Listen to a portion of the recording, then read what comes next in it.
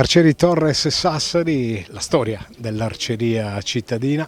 Siamo con il suo presidente che praticamente tiene a battesimo questa ripartenza del dopo Covid. Ne parlavamo sia con Polo Podi che con Pino Spano, una voglia matta di riprendere. Certamente sì, con tutta questa chiusura per il Covid-19 ci ha fermati un po', però la voglia era sempre tanta, di cui con molta soddisfazione per la prima gara sperimentale. Speriamo che da questa prosegua poi a fare le gare di tutto campo, no? Nel senso che queste sperimentali sono gare un po' ristrette per via dei 2 metri di distanza e quello e quell'altro, quindi abbiamo il 50% degli arcieri in meno.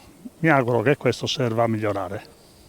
Ma la struttura, questa che è diventata ormai un fiore all'occhiello anche per la nostra città, quanto vi aiuta a proseguire nella vostra passione?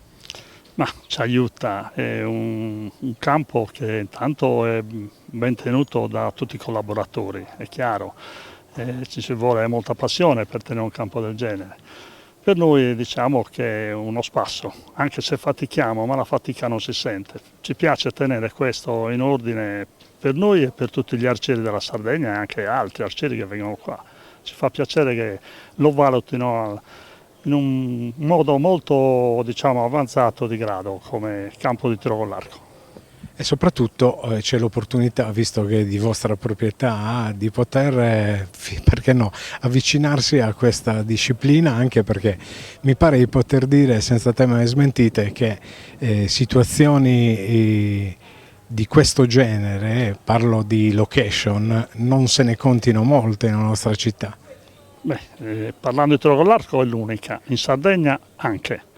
Quindi come location abbiamo tiro con l'arco, questo gioiello di campo. Diciamo che in campo nazionale siamo nei primi 10 a avere un qualcosa di questo genere e siamo fieri di tutto. Allora abbiamo parlato poc'anzi degli appuntamenti in itinere, mi diceva Pino Spano che il 19 c'è un 3D in quel di Puzzuidu, nella pineta di Puzzuidu. Gli Arcieri Torres come si muovono? Farete dei tornei interni, insomma, giusto per tenere in allenamento i vostri ragazzi e ragazze? Ma tornei interni ci saranno e gli allenamenti proseguono durante la settimana in orari diversi per via sempre delle solite distanze da tenere ancora. E niente, poi vediamo quando inizieranno gli indoor. Gli indoor sarà un problema perché palestra adibita al tiro con l'arco non ci sono, perché dovrebbero avere gli spazi enormi.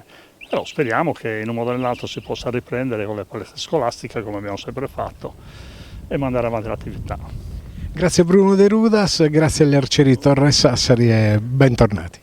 Grazie a tutti voi e chi vuole fare tiro con l'arco, Piazza Alessegni, Arcieri Torres è aperto per tutti. Grazie.